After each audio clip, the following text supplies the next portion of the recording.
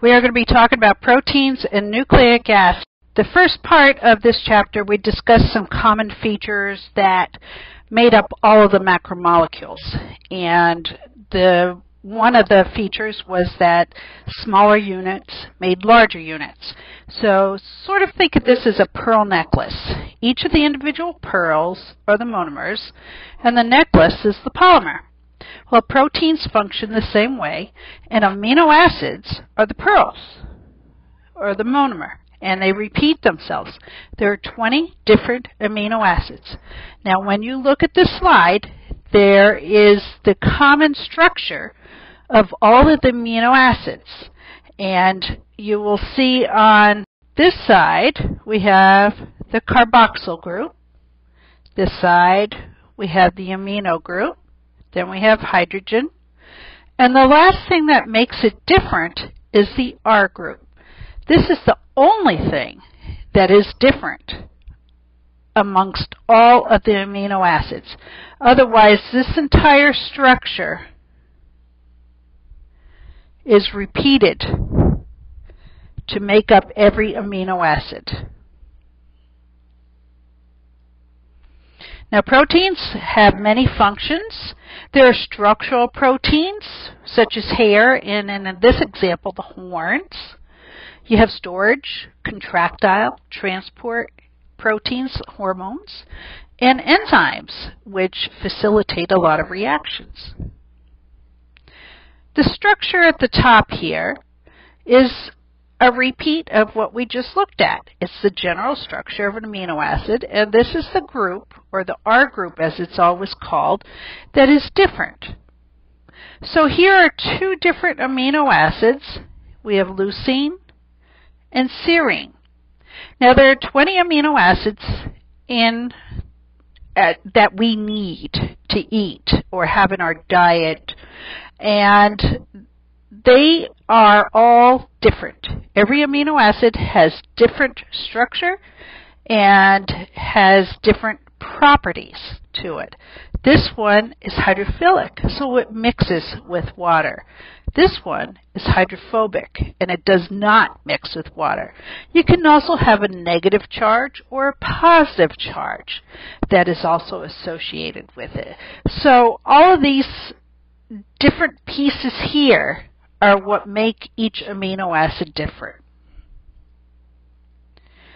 So the polymer of a protein is called a polypeptide. What joins each of the amino acids together is a peptide bond. It's the final bond that we're going to talk about, and it is the bond that's formed between two amino acids. Here's one amino acid, and here's another. These are the reactants in a chemical reaction. See the plus sign? Here's what it yields.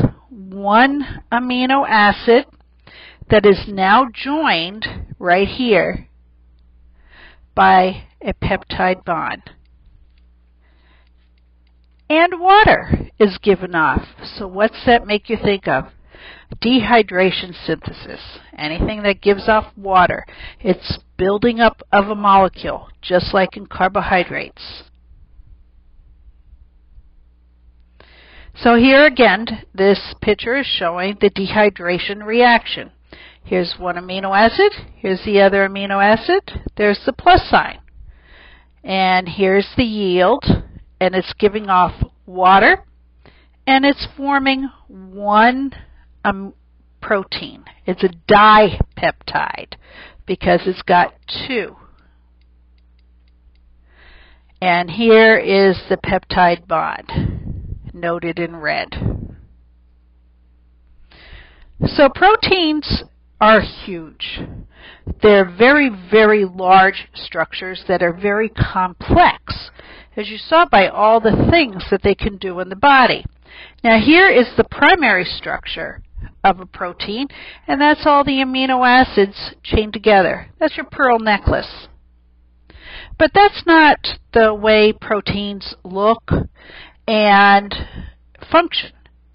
And the thing about proteins is their structure, whatever they look like, determines what they're capable of doing. Form follows function. So in order to make the complex proteins that we're going to be looking at, they are built based on how the amino acids here react with each other. Some are negative, some are positive, some are hydrophilic, some are hydrophobic, but they react together and they form a secondary type of bond when they start uniting, and now we have the secondary structure of a protein. So that's amino acids forming weak bonds with other amino acids. So this picture now goes to the final structure. Here's the primary structure, the pearl necklace. Here's secondary, where the amino acids start to interact. Here you can see some hydrogen bonds. Then you have the third form, or tertiary structure, where it's getting a lot more complex. And then finally the quaternary. This is the most complex structure, and this is what we have in our body as enzymes, proteins, hair, etc. So here is the primary structure. Notice that there isn't anything reacting together. What happens to form bonds is that amino acids react together. And they react together in different types of forms and structures, and that's what determines the structure of the final protein. Now those links of amino acids that you saw, the pearls, the sequence spells words, or it spells a protein. Very specific. It's just like I wrote the word protein. I'm using 7 letters of the alphabet to make up a word called protein. And here I'm using L-E-T-T-E-R-S. I'm using different letters to spell another word. Well, that's how the amino acids work. Different amino acids will chain in different patterns to form different proteins, just like the different words. So it's like reading a book. Now, say I change this E and I make it a P. Well, it no longer spells protein. In fact, it doesn't spell anything. No word. It's a non-functioning word. Well, that's what happens with many genetic diseases. The code is wrong for the protein. An amino acid was coded inappropriately. And if one amino acid is wrong, you no longer have the final word. And that's what happens with sickle cell disease. So sickle cell is an abnormally shaped red blood cell. And it's due to the hemoglobin inside that didn't form right. Hemoglobin is a protein. You have thousands of these molecules inside every red blood cell, and that's what carries the oxygen.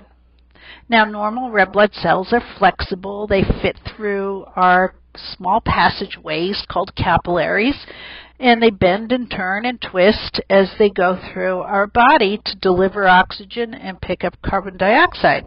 So their structure is very specific, and it spells the correct word. Here are the amino acids, and they're numbered. This is the first amino acid of the sequence, up to 146 to make hemoglobin.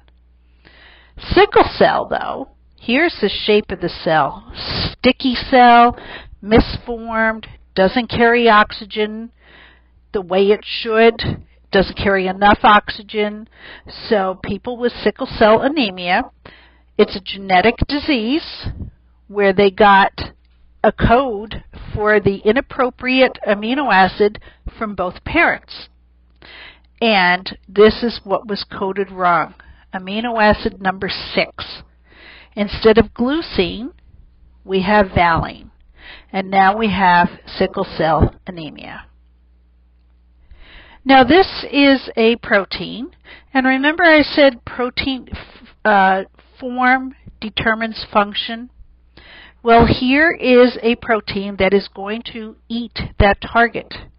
It is on its way and it's going to engulf it, and that's why it's got that U shape. It's changing its shape in order to engulf that target.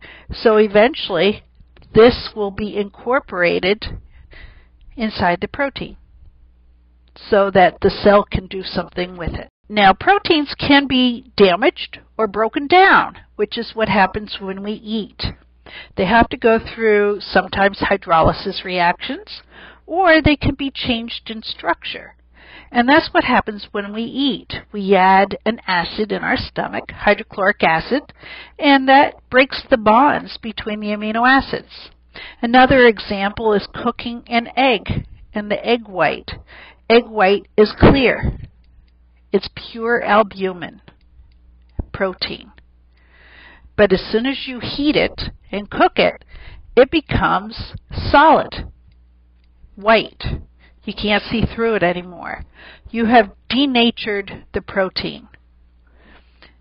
That's breaking down the peptide bonds and changing its shape. Okay, this is the final and last macromolecule, nucleic acids. DNA, RNA, ATP are three of the examples that we'll be looking at.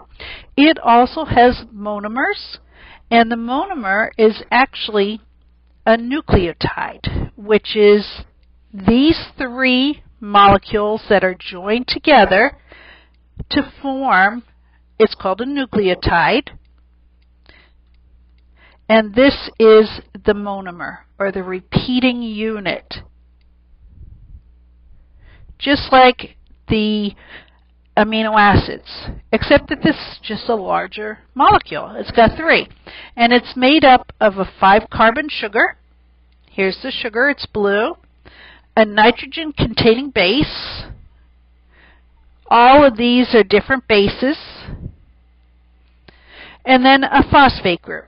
So these three things, these three parts, make up a nucleotide. Now DNA is inside the nucleus of cells. Anything that's alive has DNA. And a chromosome is the DNA. A gene is just a section of the DNA. It's only a small sequence of like letters. So your DNA is thousands and thousands of molecules long, but a gene is only a few of those molecules. Now, to make up DNA, you actually have, it's called a double helix. You've got two strands that look like this, and the next slide has a picture of it, and the two of them are attached by hydrogen bonds. That's what holds the rungs of the ladder together. Very weak bonds. And the purpose of having a hydrogen bond holding the two strands of the DNA together is so that it can separate easily and be copied as a template. Another thing is that the nitrogenous bases, there are 4 of them in DNA: adenine, guanine, cytosine, and thymine. Adenine pairs with thymine, and guanine pairs with cytosine.